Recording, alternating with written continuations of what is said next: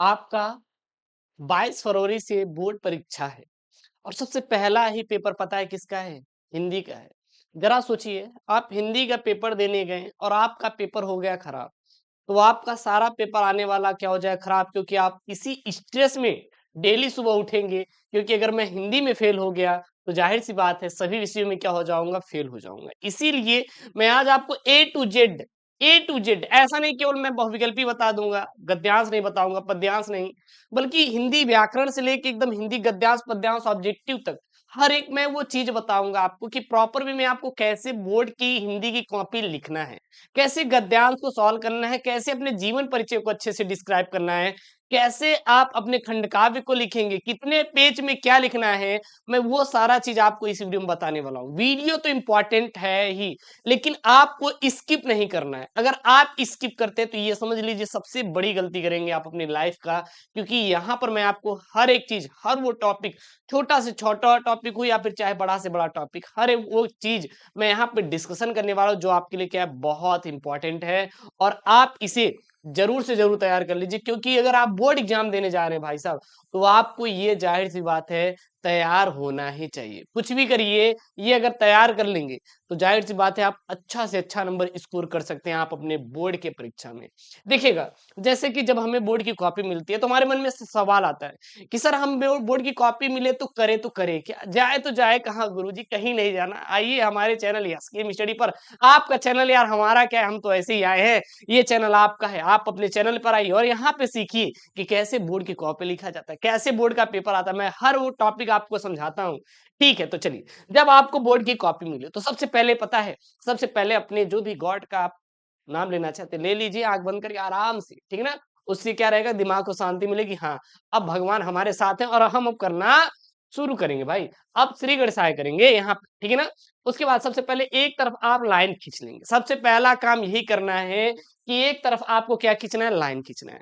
आप कहेंगे अरे नहीं गुरुदेव, हम तो दोनों तरफ लाइन खींचेंगे, अरे करे जवाब दोनों तरफ खींचबो ना तो एग्जामिनर को खींच देगा नंबर, हाँ बता ही दे रहे हैं, क्योंकि एग्जामिनर के मन में पहले सेट हो जाएगा कि बच्चा जो है कॉपी भरना चाहता है। नहीं, ऐसा नहीं करने का यार। अरे गुरुदेव ऐसा नहीं करने का, क्या बिल्कुल नहीं करने का, आपको केवल एक ही तरफ लाइन खींचा, ज्यादा के चक्कर में नहीं। अगर ज्यादा कॉपी भरे के चक्कर में पड़ गया तो फिर खराब हो जाए पूरी कॉपी, फिर मुझे मत बोलना कि गुरुदेव आप कैसा टिप्स बताए थे, इसलिए मैं यहाँ पे टिप्स बता रहे हैं, ठीक ना। ये कर लेंगे। उसके बाद आप पेपर उठाइएगा, पेपर उठा लीजिए। चलिए हम गुरुजी यहाँ पे अपना हम पेपर उठा लिए, ये पीएलए वाला पेपर ही तो आता है ना आपका, ये पेपर में उठा लिया। अब हम गुरुजी इस पेपर में देखेंगे कौन सा मुझे प्रश्न सबसे पहले आ रहा है, कौन सा प्रश्न मुझे सबसे पहले आ रहा है। इस पेपर उठा के देख लीजिएगा, देख लीजिए ये आपका पेपर ही है। हाँ, इसमें देख लीजिए कि गुरुजी अगर हम मुझे खंड अ सबसे पहले आ रहा है तो खंड क को करूंगा, अगर खंड ख पहले आ रहा है तो खंड ख को करूंगा। जैसे आपको खंड क करना है मान लीजिए, तो सबसे पहले खंड क डालेंगे। सर किससे डालें और कौन सी पेन लेके जाए, तो आप 3 पेन लेकर जाइएगा, 3। पहला आपको बॉल या फिर जो भी आपको चल जाए, ब्लू पेन, ठीक है ना। और दूसरा में आपको एक ब्लैक लेके जाना है, ब्लू एंड ब्लैक। और एक आपको ब्लैक इचकेज लेकर जाना है। क्या? इचकेज। इचकेज जानते हैं ना, मोटा सा आता है, कैसा भैया, ब्लैक लेकर जाइएगा। क्या लेकर जाइएगा? ब्लैक में आप इचकेज लेकर जाइएगा, ध्यान दीजिए, लेकर जाइएगा, छोड़िएगा मत। ठीक है, हाँ गुरुदेव ठीक है, कोई दिक्कत नहीं है। तो इसको आपको क्या डालना है, इचकेज से डालना है, खंड क डाल देना है। उसके बाद अब जो प्रश्नोत्तर संख्या सॉल्व करना चाहते हैं, अगर आपको पूरे बहुविकल्पी आ रहे हैं तो बहुविकल्पी उठाइए, सबसे पहला डालिए प्रश्नोत्तर संख्या पहले का क, पहले का क। अब जो भी इसका आंसर है, अब उसका बी सी डी कुछ भी हो सकता है, अगर बी वाला आंसर है तो डायरेक्ट यहाँ पे बी डालिए और लिखिए, क्या लिखिए, डिप्टी कलेक्ट्री के लेखक अमरकांत है और इस कहानी का प्रकाशन 1955 ईस्वी में हुआ था। यानी डिप्टी कलेक्ट्री के लेखक कौन भैया? अमरकांत है और इस कहानी का प्रकाशन 1955 ईस्वी में हुआ था। हो गया। अब उसके बाद प्रश्नोत्तर संख्या पहले का ख, देखिए कितना प्यार से लिखा गया भाई साहब। एग्जामिनर कैसे नंबर नहीं देगा, अब फिर पता क्या करेगा, ऐसे चेक करेगा, फटाक से 1 नंबर देगा, फिर ऐसे चेक करेगा 1 नंबर देगा, ऐसे चेक करेगा 1 नंबर देगा, क्योंकि उसके पास इतना टाइम नहीं, लाखों कॉपी जांचनी रहती है। अगर जितना सफाई के साथ लिखेंगे कॉपी उतना ही अच्छा नंबर आप स्कोर करेंगे। तो ये तो हो गया गुरुजी बहुविकल्पी वाला, कि हम प्रश्नोत्तर संख्या पहले का जो भी आंसर बी वाला है, बी वाला पहले का ख, अगर गुरुजी डी वाला आंसर राइट है तो डी वाला, जो भी राइट आंसर रहेगा सबसे पहले आप उसको क्या करेंगे, यहाँ पे छापते चले जाएंगे। इसी प्रकार पूरा छाप देंगे। फिर भाई साहब क्या करेंगे, फिर यहाँ पे दूसरे का क क्या आएगा, आप देखिए पहले का क से लेके अंग तक ये क्या होते हैं, बहुविकल्पी होते हैं, और दूसरे का भी क से लेकर कहां तक, अंग तक क्या होते हैं, बहुविकल्पी ऑब्जेक्टिव। क्योंकि हिंदी में ना 10 बहुविकल्पी आते हैं कक्षा 12 में, तो आपको क्या करना है, बस दूसरे का जो राइट आंसर है सी वाला है, तो सी वाला अयोध्या सिंह उपाध्याय हरिओ द्वारा लिखा महाकाव्य क्या है, वैदेही वनवास है। और वैदेही वनवास में कुल कितने सर्ग भैया, 18 सर्ग। बस इस प्रकार से आपको क्या करना है भैया, छाप देना है। ठीक है गुरुदेव, छाप दिए। फिर दूसरे का ख, ग, घ और अंगा इस प्रकार से लिख दिए। ठीक है गुरुजी, हमारा बहुविकल्पी इस प्रकार से हो जाएगा। सबसे राइट वे में बता रहा हूं, और जबरदस्त राइटिंग के साथ, कहीं काट पीट नहीं करना है। कहीं कटपीट आपको मिल रहा है, एक भी आपको शब्द कटपीट नहीं मिल रहा है तो काटपीट नहीं करना है। उसके बाद गुरुदेव आता है हमारा क्या, पद्यांश आता है, सॉरी गद्यांश आता है। अब गुरुजी गद्यांश को कैसे लिखेंगे, जब भी आप गद्यांश सॉल्व करें तो गद्यांश दो होते हैं, एक पहला होता है, एक अथवा में करके होता है। तो जिस गद्यांश का उत्तर आप देना चाहते हैं उसको यहाँ पे डालिए प्रश्नोत्तर संख्या सबसे पहले 3, क्या डालेंगे 3। अब जिसका आंसर आ रहा है, क्योंकि अब इसमें भी 5 रहते, क ख ग घ अंग, तो अगर क वाला आ रहा है तो क डालिए, डाल दिए क वाला, खा रहा है तो ख। अब जिस गद्यांश का आप आंसर देना चाहते हैं उसको यहाँ पे लिख दीजिए, साहित्य कला नित्य गीत अमोद प्रमोद dot dot dot dot dot स्वास्थ्यकर है। अब इससे एग्जामिनर को ये समझ आएगा कि हाँ जो बच्चा है इसी गद्यांश का क्या देना चाहता है, आंसर देना चाहता है। ठीक है, फिर आप उसका आंसर देना शुरू कर दीजिए। यहाँ पे आप इसका आंसर लिख दीजिए, और एग्जामिनर चाचा जांचेगा, 2 नंबर आपको देगा, 2 नंबर आपको देगा, एक भी नंबर काटेगा नहीं। परेशान मत होइए कि कट जाएगा हमारा गुरुजी, एक नंबर नहीं कटेगा, लिख के दे रहा हूँ। उसके बाद इसी प्रकार ख वाला 2 नंबर आपको मिलेगा। यहाँ पे सबसे अच्छा राइट वे है लिखने का, देख सकते कितनी सुंदर लिखावट है भाई साहब, कितनी सुंदर लिखावट है, एक भी नंबर एग्जामिनर काट नहीं सकता। एक भी नंबर बता दो कोई काट दे, आप कोई नहीं काट पाएंगे। और जब रेखांकित अंश की व्याख्या दीजिए तो यहाँ पे सबसे पहले प्रश्नोत्तर संख्या तो डालेंगे, लेकिन यहाँ पे ब्लैक से वीआईपी एकदम रेखांकित अंश की व्याख्या डालेंगे एकदम अच्छे से। राइटिंग जबरदस्त है, जितनी बेहतर राइटिंग हुई भाई उतना ही चौचक आपको क्या मिलने वाला है, नंबर मिलने वाला है। ठीक है, उसके बाद प्रश्नोत्तर नंबर 3 का अंग, फिर ये तो गद्यांश, फिर आएगा आपका पद्यांश। तो पद्यांश में भी सेम यही करना है आपको, क्या करना है, एक तरफ आपको डाल देना है जो भी रहेगा, आपको डॉट डॉट डॉट करके लास्ट में अभागिन रानी, और यहाँ पे कहते आए थे, ठीक है ना, डॉट डॉट डॉट। यहाँ प्रश्नोत्तर संख्या 4 का क, ये क्या आपका वो गद्यांश था, ये पद्यांश, यही एक राइट वे है लिखने का भैया, इसको करिएगा। और उसके बाद यहाँ पे 4 का ख जो भी रहेगा डाल देंगे, फिर ग, फिर घ, फिर देखिए रेखांकित अंश की व्याख्या में कितने अच्छे तरीके से यहाँ पे रेखांकित अंश की व्याख्या डाला गया है, एक एक शब्दों को लिखा गया है।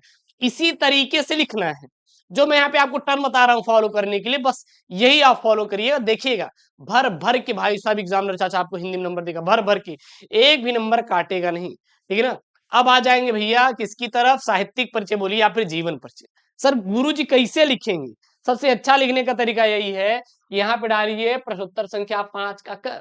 अब किसका आप साहित्यिक परिचय लिखना चाहते हैं, डॉक्टर वासुदेव शरण अग्रवाल का, डालिए डॉक्टर वासुदेव शरण अग्रवाल, बस काम खत्म हुआ।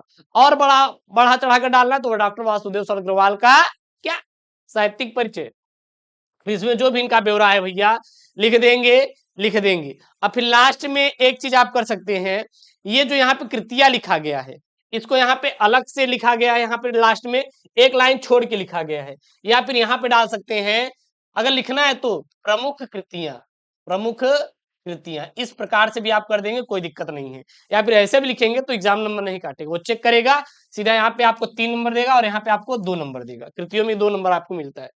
बस एग्जैक्ट वही फॉलो करना है आपके कवि में भी सेम फॉलो करना है, प्रश्नोत्तर संख्या डालना है 5 का ख, फिर जिसका आप देना चाहते हैं, सुमित्रानंद पंत का देना चाहते हैं सुमित्रानंदन पंत, महादेव वर्मा का देना चाहते हैं महादेव वर्मा देना चाहते हैं, जिसका देना चाहते हैं आप यहाँ पे डालिए, उसके बाद लिखते चले जाइए। और जो इनकी कृतियां रहेगी आप यहाँ पे लिख देंगे, जैसे कि यहाँ पे देखिए इनकी कृतियां यहाँ से शुरू हुई है, अगर एक लाइन नीचे छोड़कर यहाँ पे डाल देंगे इनकी प्रमुख कृतियां तो थोड़ा और बेहतर यहाँ से समझ में आएगा एग्जामिनर को, नंबर वो देने का प्रयास करेगा। फिर यहाँ पे सारी इनकी कृतियां यहाँ पे छाप डालेंगे, और कुछ भी ज्यादा दिमाग नहीं लगाना, बहुत कुछ सोचना नहीं है, बस यही नियम को आपको क्या करना है, फॉलो करना है।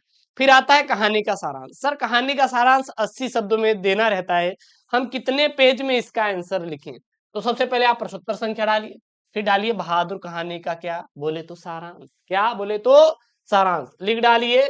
और उसके बाद भाई साहब यहाँ पे बढ़िया डालिएगा। फिर नीचे यहाँ पे देखिए एक पेज में लिखा गया है, यहाँ पे कितने पेज में, 2 पेज में कुल मिला के समझ लीजिए 1.5 पेज में, एक यहाँ पे आधा पेज हो जाएगा और एक पेज यहाँ पे पूरा, तो मतलब 1.5 पेज में आप पूरा पूरा इसको कहानी का सारांश लिख सकते हैं। और एक एक राइट वे होता है लिखने का, एक राइट वे है, सही ढंग है। और इससे क्या रहता है कि एग्जामिनर के ऊपर एक अच्छा प्रभाव जमता है, ठीक है ना। फिर नीचे आ जाएगा आपका मुक्ति यज्ञ खंड काव्य। सर इसको हम कितने पेजेस में लिखें, तो इसको भी आप देखिए कितने पेज में लिखा गया है, यहाँ पे यहाँ से शुरू किया गया, मान लीजिए एक पेज हो गया, यहाँ पे एक पेज हो गया, बस एक पेज में यहाँ पे खंड काव्य लिखना है, बहुत ज्यादा नहीं लिखना है, क्योंकि टाइम भी तो नहीं रहेगा यार। 3 घंटे में आपको पूरा का पूरा कितने क्वेश्चन सॉल्व करने पता है, 14 क्वेश्चन सॉल्व करने हैं, 14 क्वेश्चन, 100 नंबर का हिंदी का पेपर है। तो इसको उतने से ही डिवाइड करके लेके चलना है आपने पेजेस को, जितने में आप कर पाए। ऐसा नहीं कि आप 10 पेज भरने में आप 1 घंटे लगा दी और कितना नंबर मिलेगा, 5 नंबर मिलेगा, तो कोई मतलब नहीं हुआ ना। तो जो पहले छोटे छोटे वाले हैं ना उसको पहले कर लीजिएगा अनुसार। अगर वो 80 शब्दों में है तो मैक्सिमम आप 1-1.5 पेज में दे दीजिए, काम खत्म हुआ। 2 पेज में खींचना है तो निबंध में खींचिएगा, जो भी खींचना है आपको। बहुत लिखने का शौक है कि नहीं सर हम लिखेंगे ही लिखेंगे ही, 10 घंटा लिखते ही चले जाएंगे, तो जब आपको ज्यादा खींचने का शौक है तो आप चले जाएंगे निबंध में, और निबंध में भर भर के खींचिएगा, कोई दिक्कत बिल्कुल भी नहीं है ना, कोई आपको रोकने वाला है, ठीक है ना वहां पे। लेकिन टाइम आप बिल्कुल बर्बाद मत करिएगा। उसके बाद जब आपका खंड ख शुरू होगा, सबसे पहले आपका आएगा संस्कृत का गद्यांश और पद्यांश। क्या आएगा, गद्यांश और पद्यांश। बढ़िया देखिए प्रश्नोत्तर संख्या डालिए 8 का यहाँ खंड डाल दीजिए, इंपॉर्टेंट है यार डालना। उसके बाद देखिए यहाँ पे आप इसको डाल दीजिए, जो भी आप संस्कृत का गद्यांश सॉल्व कर रहे हैं उसको यहाँ पे डाल देंगे डॉट डॉट डॉट करके, फिर उसका संदर्भ और यहाँ पे प्रसंग और फिर अनुवाद। देखिए संदर्भ प्रसंग अनुवाद कितने बेहतर तरीके से यहाँ पे लिखा गया है, एक अलग ही यार इंप्रेशन जमाएगा किसके ऊपर, एग्जामिनर के ऊपर। और वो देखते ही आपको कितना देगा, 7 नंबर, काटेगा नहीं। पता है क्यों, क्योंकि कितनी सुंदर लिखावट है यार, यहाँ पे लिखावट तो देखिए कितनी बेहतर तरीके से यहाँ पे लिखा गया है। बस यही आपको लिखावट आपको करनी होगी किसमें, बोर्ड की कॉपी में। उसके बाद देखिएगा भाई भर भर के आपको नंबर मिलेगा। उसके बाद देखिए यहाँ पे प्रश्नोत्तर संख्या 8 का खत, और यहाँ पर जो भी यहाँ पर है उसको यहाँ पे लिखा गया है वीआईपी अच्छे तरीके से, ठीक है ना। ये श्लोक है आपका, फिर संदर्भ और यहाँ पे क्या लिखा गया है, अनुवाद लिखा गया है। बस एग्जैक्ट यही आपको टर्न फॉलो करना है, यही चीजें फॉलो करनी है। उसके बाद देखिएगा भाई भर भर के नंबर आपको एग्जाम में चाचा देगा। और देखिए अब आएगा यहाँ पे आपका क्या आएगा भैया, आएगा आपका मुहावरा लोकोक्ति। सर मुहावरा लोकोक्ति जैसे 4 आता है तो 4 में से क्या 3 कर देंगे, दो इन दो, 6 नंबर मिल जाएगा, नहीं एक ही करो, सही करो, राइट करो। ये नहीं कि 2 ठो करके चले आना है, नंबर नहीं मिलेगा, कोई मतलब नहीं है करने का। एक ही करिएगा जो सही रहे और उसको बढ़िया करिएगा, जैसे अपने पैरों पे खड़ा होना, स्वावलंबी होना, यानी कि कामयाब होना। वाक्य प्रयोग लिखिए बढ़िया, राम के माता पिता बहुत खुश हैं क्योंकि वह अपने पैरों पर क्या हो गया, खड़ा हो गया। बस दैट्स द आंसर, ठीक है, कोई दिक्कत बिल्कुल भी नहीं है। चलिए इसके बाद ये आपका आउट ऑफ सिलेबस है, अभी हाल ही में सिलेबस सिलेबस आपका कट गया था ना, इसीलिए उसको मैं हटा दे रहा हूँ, उसको आपको करने की जरूरत नहीं है। फिर यहाँ पे का आएगा जो कि शब्द युग्म आता है, अभय उभय का जो भी रहेगा, निडर और दोनों, अंशु और अंशु का क्या होता है, भाग और किरण होता है। फिर 11 का ख हो जाएगा, काल का क्या होता है, समय और मृत्यु होता है। चपला का चंचल स्त्री, बादल में चमकने वाली बिजली होती है। उसके बाद सूत्र संख्या 11 का ग देखिए यहाँ पे, जिसकी गणना न की जा सके उसे अगणनी बोलते हैं, जंगल की अग्नि को दावाग्नि बोलते हैं। तो इस प्रकार से आपको लिखना है बढ़िया एकदम, जो भी रहेगा इसका राइट वे में ऐसे से आपको लिखते हुए चले जाना है फिर, ठीक है ना। उसके बाद आएगा आपका रस छंद अलंकार, इसको सर कैसे करेंगे, बीआई पे एकदम प्रश्नोत्तर संख्या 12 का क डालिए, ठीक है ना। फिर यहाँ पे एकदम हेडिंग डालिए किसका, हाँ से रस रस का लक्षण। यहाँ पे क्या डालिए आप लोग, हाँ से रस का लक्षण, या फिर लक्षण को क्या बोलते हैं, परिभाषा बोलते हैं। बढ़िया इसको लिखिए। उसके बाद इसका एक उदाहरण लिख दीजिए, क्या लिख दीजिए, उदाहरण लिख दीजिए। सॉरी यार जुकाम हो गया ना, तो उदाहरण क्या लिख रहे हैं यार, उदाहरण यहाँ बढ़िया लिख दीजिए। तो इससे क्या रहेगा, एक अच्छा इम्पैक्ट आपके एग्जामिनर के ऊपर पड़ेगा। फिर इसी प्रकार आपका अनुप्रास अलंकार देखिए, परिभाषा, फिर इसका उदाहरण लिखा गया है। स्पष्टीकरण भी आपको अगर लिखना है तो आप स्पष्टीकरण भी दे दीजिएगा। फिर नीचे चले आएंगे दोहा का, यहाँ पे देखिए बढ़िया एकदम इसका परिभाषा लिखा गया है। फिर इसका एक एक करके क्या लिखा गया है यहाँ पे, उदाहरण भी लिखा गया, कितनी मात्राएं होती हैं, लघु और गुरु को भी यहाँ पे अच्छे से दर्शाया गया है। तो जब आप इस प्रकार से लिखेंगे ना तो एग्जामिनर आपको पूरा का पूरा नंबर देगा। फिर बात करेंगे हम पत्र लेखन की, सर पत्र लेखन कैसे लिखेंगे, सबसे बढ़िया राइट वे में सबसे पहले लिख दीजिएगा आप डाल दीजिए प्रश्नोत्तर संख्या, फिर विषय जिस पर आप पत्र लेखन लिख रहे हैं, फिर महोदय लगा के जोड़ दीजिए, फिर लास्ट में लिखते हुए चले जाएँगे, फिर यहाँ पे दिनांक, फिर यहाँ पे भवधि और फिर यहाँ पे संलग्नक जो भी रहेगा आप लिख देंगे। तो इस प्रकार से आपको लिखना है। फिर यहाँ पे निबंध है बढ़िया एकदम भ्रष्टाचार पर डालिए और फिर आप भरिए। अब आपको मैं नहीं रोकूंगा कितना भरना है, क्योंकि लास्ट प्रश्न रहेगा, जो भी टाइम रहेगा आपको इसी पे स्पेंड करना है। जो भी आपके पास टाइम है पूरा इसी पे स्पेंड करिए, कोई दिक्कत नहीं, मुझे कोई तकलीफ नहीं है। लेकिन आप वहां पे टाइम मत बर्बाद करो जहां पे आपको कोई मतलब नहीं है करने का, ठीक है ना। आप वहां पे टाइम बर्बाद करो जहां पे आपको नंबर मिलेगा। ये 9 नंबर का है तो भरिएगा लास्ट में। तो इस प्रकार से अगर राइट वे में और राइट टाइम में अगर आप प्रश्नों को लिखेंगे भाई साहब, तो भर भर के एग्जामिनर चाचा आपको नंबर देगा, एक भी नंबर आपको काटेगा नहीं। और कोई अगर दिक्कत हो तो बिल्कुल आप कमेंट बॉक्स में मेंशन कर दीजिए। और ऐसी वीडियो के लिए चैनल को सब्सक्राइब करिए। भी तो पूरा बोर्ड एग्जाम में यार फोड़ना है हम लोगों को, और चैनल को सब्सक्राइब करके वीडियो को लाइक कर दीजिए। मिलते हैं नेक्स्ट वीडियो में दोस्तों। थैंक यू, जय हिंद, टेक केयर, बाय बाय।